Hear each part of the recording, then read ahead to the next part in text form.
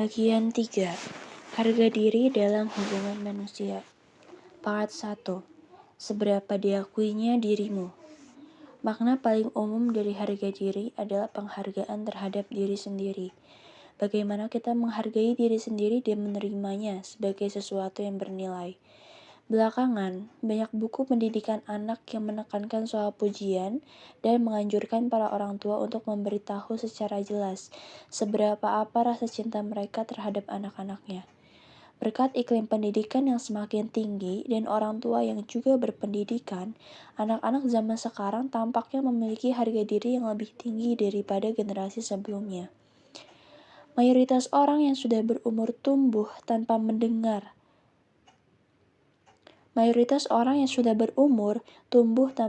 hal-hal seperti itu dari orang tuanya. Alih-alih mendengar ucapan, "Kamu adalah orang yang berharga," mereka lebih sering diomeli, dipukul, bahkan disuruh tidur di luar rumah ketika mereka berbuat salah. Cara mendidik anak agar patuh dengan memarahi atau membuatnya malu seperti itu merupakan hal yang lumrah pada zaman dulu. Anak yang sejak kecil diberitahu bahwa dirinya berharga dan kelahirannya adalah sebuah berkah akan memiliki harga diri yang relatif tinggi. Kalaupun Anda tidak merasakannya, Anda tidak perlu merasa marah kepada orang tua atau dunia. Hal itu normal pada saat Anda kecil dan mayoritas anak-anak tumbuh dalam lingkungan yang seperti itu. Kita hidup dengan melupakan nilai kita sendiri. Kita tahu bahwa setiap orang berhak diakui dan dicintai. Tetapi ketika ditanya, apakah Anda orang yang bernilai? Kita tidak bisa menjawabnya dengan percaya diri. Kita tahu bahwa kita harus menghormati diri sendiri. Tetapi kita baru merasa bernilai setelah diakui sebagai orang yang berguna dan dicintai oleh orang lain. Padahal, nilai diri tidak bisa kita temukan hanya dengan diakui oleh orang lain. Ungkapan lain yang ingin diakui. Sebagian besar suami yang tidak puas dengan kehidupan rumah tangganya memiliki harga diri yang rendah. Mereka merasa tidak diindahkan oleh istri mereka. Mereka ingin dianggap sebagai orang yang berguna dan bermanfaat, tetapi selalu saja gagal. Ini bukan hal yang sulit dimengerti. Pria cenderung mencari solusi setiap kali ada masalah. Oleh karena itu, ketika sang istri ada masalah di kantor atau dengan ibu mertuanya, mereka akan mencoba memberi solusi yang singkat dan padat. Namun, reaksi sang istri justru tidak mengenakan dan melukai harga diri si suami. Hanya satu hal yang diinginkan oleh suami. Istri memandangku sebagai orang yang berguna. Inilah harga diri suami. Di sisi lain, harga diri seseorang istri justru terletak pada rasa simpati. Ia akan merasa puas jika sang suami mau berbagi perasaannya. Tetapi, rumah tangga adalah proses menyadarkan keduanya tentang bagaimana mereka berharga bagi satu sama lain. Pasangan yang dewasa tahu bahwa menjaga harga diri pasangan sama dengan menjaga harga diri sendiri. Oleh karena itu, mereka berusaha untuk menjaga harga diri pasangannya. Mereka tahu bahwa mereka menaiki suatu kapal yang sama, sehingga jika salah satunya tenggelam, maka yang lain juga akan tenggelam. Berbicara soal apresiasi, saya jadi teringat waktu saya pertama kali memberi paparan di akademi. Saya sangat gugup, saya berdiri di podium dengan kaki gemetar. Saya bersyukur telah diundang, tetapi bebannya sangat besar. Saya bukan seorang dosen dan pengalaman saya pun tidak banyak. Sudah terpaksa datang ke sini, bagaimana jika nanti aku dicueki? Tidakkah aku membuang-buang waktu?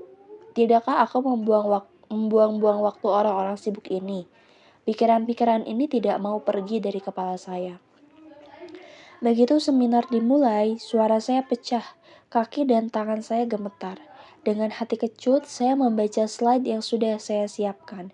Selama itu pun, saya diliputi kecemasan kalau para hadirin mengetahui bahwa saya seorang pemula. Lalu, terdengar bunyi cekrek dari bangku hadirin. Ada yang memotret bahan presentasi saya. Tak lama, terdengar bunyi yang sama bersahutan. Saat saya memutar tubuh ke arah hadirin, banyak orang yang mengangguk-angguk dan fokus pada penjelasan saya. Para senior yang sudah berumur pun tengah memandangi saya dengan ekspresi wajah puas. Di saat itu, ketegangan saya berkurang, pinggang saya menjadi rileks dan suara saya kembali seperti semula. Disitulah saya merasa bahwa bahan presentasi saya bukan diri saya. Disitulah saya merasa bahwa bahan presentasi saya bukan diri saya mendapat pengakuan. Sebenarnya, sejak sebelum naik ke podium, saya dihantui oleh sebuah pertanyaan. Apakah mereka membutuhkanku? Banyak orang yang lebih berpengetahuan dan berpengalaman daripada saya. Mengetahui bahwa orang-orang seperti itu menjadi pendengar saya, membuat saya merasa terbebani dan khawatir tidak bisa membuat mereka puas. Tekanan itu membuat persiapan saya memakan waktu lama. Saya bisa saja menyiapkannya seusai praktik, tetapi di saat itu pun saya tidak bisa berkonsentrasi. Bahan yang saya punya terlihat sudah kuno dan saya masih harus bergulat dengan keraguan terhadap terjemahan saya. Kian lama, kian parah. Saya tidak punya riwayat mengajar. Saya hampir saja mengalihkan kesempatan ini kepada orang lain karena merasa persiapan saya kurang dan takut mengacaukannya. Saya takut membuat audiens kecewa, padahal itu hanyalah dalih. Sesungguhnya saya hanya diliputi kecemasan tentang bagaimana jika orang-orang mengabaikan saya, bagaimana jika ada yang mengantuk atau bosan, bagaimana jika presentasi saya gagal, dan sebagainya. Hasrat ingin diakui.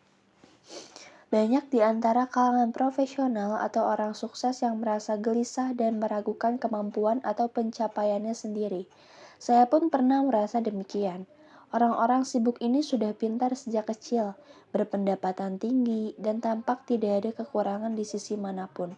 Kegelisahan dan kecemasan yang mereka rasakan membuat mereka tidak bisa tidur. Bahkan dalam kondisi parah, mereka baru bisa tidur setelah minum alkohol. Orang-orang seperti ini umumnya terserang obsesif kompulsif. Gejala ini membuat penderitanya terus-menerus dibayangi oleh sebuah pikiran yang sulit dihalau. Obsesi yang sesungguhnya telah ada sejak kecil. Obsesi yang sesungguhnya telah ada sejak kecil ini dimulai dengan pikiran yang seperti ini. Kalau kamu tidak juara 1, kamu adalah manusia tidak berguna. Kalau kamu gagal dalam ujian ini, ayah dan ibu akan marah. Di balik orang yang sukses, selain ada orang tua yang berkorban, ada juga orang tua yang membuat anaknya merasa cemas dengan menanam obsesi seperti ini. Tentu, tidak semua orang tua memberikan pengaruh demikian. Banyak juga anak yang berpikir sendiri seperti itu. Pikiran, akankah aku diakui? Membangkitkan energi. Cara ini bersifat candu sehingga sampai sekarang pun saya masih menggunakannya. Saya memacu diri dengan berpikir, aku harus menjadi dokter yang berguna dan menulis buku yang diperlukan para pembaca. Masalahnya, cara ini saja tidak cukup untuk menciptakan hasil. Jika melebihi batasan energi yang tersedia, motivasi ini dapat berubah menjadi beban dan rasa cemas. Jika melebihi batasan energi yang tersedia, motivasi ini dapat berubah menjadi beban dan rasa cemas. Sejujurnya, saat menulis buku ini, saya menghabiskan waktu tanpa bisa menulis sepatah kata pun karena terbelenggu oleh pikiran bahwa saya harus menulis buku yang bagus. Saya merasa terbebani dan berhenti ketika mendapati bahwa saya hendak menggurui pembaca. Saya juga dihinggapi ketakutan kalau buku saya nanti tidak laku. Semua pikiran itu membuat saya sama sekali tidak bisa menulis. Metode mengusahakan yang terbaik agar diakui oleh orang lain sepertinya hanya berguna di saat sekolah. Banyak siswa SMA yang belajar karena takut tidak bisa masuk universitas. Namun, cara seperti itu tidak berlaku di dunia sosial. Tidak ada batasan dalam pengakuan orang lain terhadap nilai diri di masyarakat. Tidak ada masa ujian dan wali kelas dalam kehidupan sosial. Kita dinilai selama setahun penuh tidak hanya oleh satu orang atau dua orang. Apalagi jika kita ingin diakui oleh orang tertentu, maka kita akan mendengar penilaian yang bersifat politis. Fokus pada proses, bukan penilaian. Tidak ada pedoman yang jelas dalam kehidupan sosial. Tidak ada markah jalan yang memberitahu kapan, di mana, dan bagaimana caranya mendapatkan pengakuan.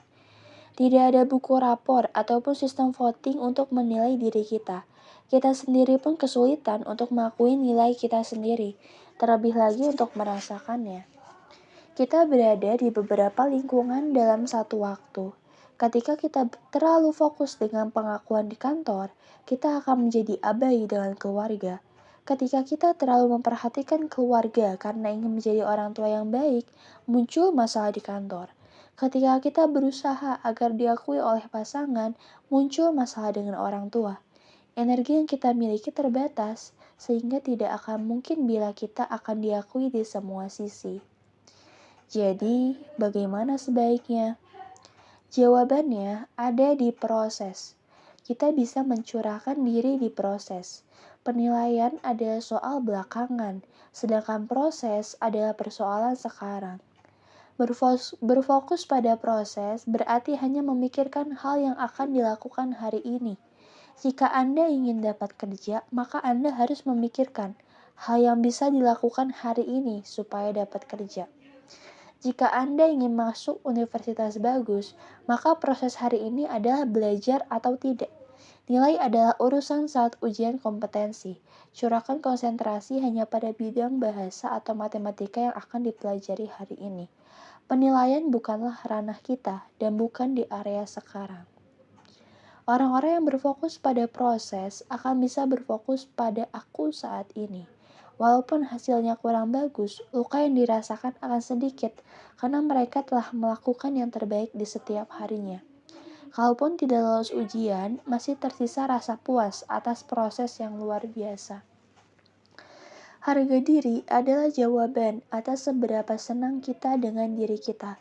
Untuk itu, kita harus berfokus pada penilaian diri sendiri dan bukan penilaian orang lain. Kembali ke kisah seminar saya. Belakangan, saya merasa sangat berbeda dengan dulu ketika mengajar atau presentasi. Saya belajar menyesuaikan titik fokus ke diri saya. Demikian juga dengan menulis buku.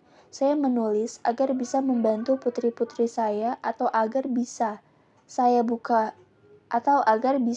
buka-buka di saat sulit, bukan untuk diakui oleh seseorang. Setelah itu, saya jauh lebih bisa mencurahkan perhatian kepada diri sendiri dibandingkan sebelumnya. Kegiatan hari ini untuk meningkatkan harga diri. Uraikan alasan Anda membaca buku ini. Di antara pembaca yang sudah membaca sampai sini, mungkin ada juga yang pelan-pelan ingin menutupnya. Mungkin ada juga yang berpikir, apa yang akan berubah dengan membaca buku seperti ini? Menurut saya, itu hal yang lumrah. Di saat seperti itu, sebaiknya pikirkan bagaimana Anda ingin memanfaatkan buku ini. Jelas sekali bahwa Anda membeli buku ini karena ingin meningkatkan harga diri. Jika Anda sudah membeli dan membacanya sampai sini, Anda perlu memikirkan secara konkret bagaimana Anda akan berubah.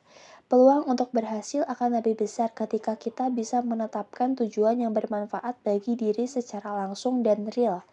Sebagai contoh, jika seorang siswa SMA menjawab, ingin menjadi orang yang hebat, atau supaya ibu saya senang, ketika ditanya, kenapa kamu belajar?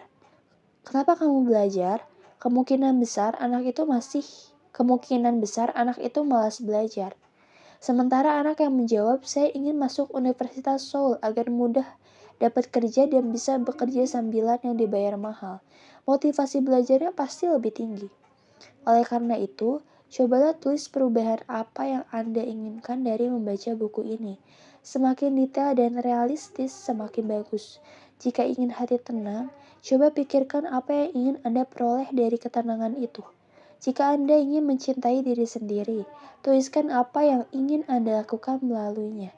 Apakah Anda ingin menjalin hubungan yang sehat setelah mampu mencintai diri sendiri? Apakah Anda bisa menerima perpisahan? Apakah agar Anda bisa menerima perpisahan? Apakah agar Anda tidak membenci orang lain? Tuliskan secara konkret, banyak pun tidak masalah.